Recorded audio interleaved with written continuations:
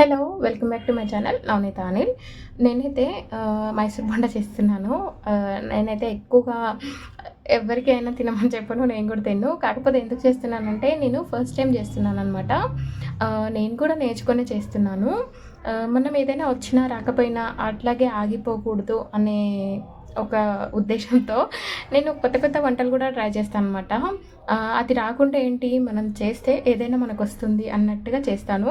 So అందుకని unhealthy అయినా నేను చేస్తున్నానని మీకు చూపిస్తున్నాను. ఒకసారి అయితే చూడండి మైసూర్ బోండా. ఫస్ట్ అయితే కర్డ్ తీసుకొని చూసారు కదా, కొంచెం బాగా బీట్ చేసుకొని దాంట్లో వంట సోడా వేసుకోండి. ఇది దీంట్లో మెయిన్గా వంట సోడానే, ఎందుకంటే కొంచెం పడుతుంది. కొంచెం వేస్తేనే మనకి పొంగుతాయి, మెత్తగా వస్తాయి, స్పంజీగా వస్తాయి.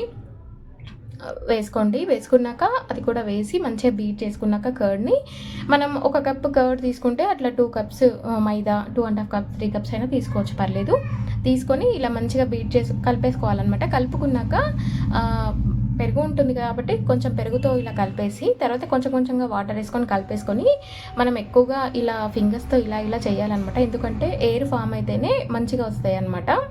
సో అలా కలిపేసుకున్నాక పక్కన పెట్టేసుకోవాలి ఒక 4-5 అవర్స్. తర్వాత నేను తీస్తే చూసారు కదా అలా పొంగి ఉంటుంది. దాన్ని మనం వేడి వేడి ఆయిల్లో అలాగా ఫస్ట్ అయితే చేతికి వాటర్ పెట్టేసుకోండి. రాదు మనం తీసి అలా వేస్తుంటే. ఫస్ట్ టైం అయితే చాలా ఇబ్బంది అవుతుంది, కానీ నాకు ఏంటో తెలియదు, నాకైతే బాగానే వచ్చింది. ఫస్ట్ టైం కూడా అనిపించింది.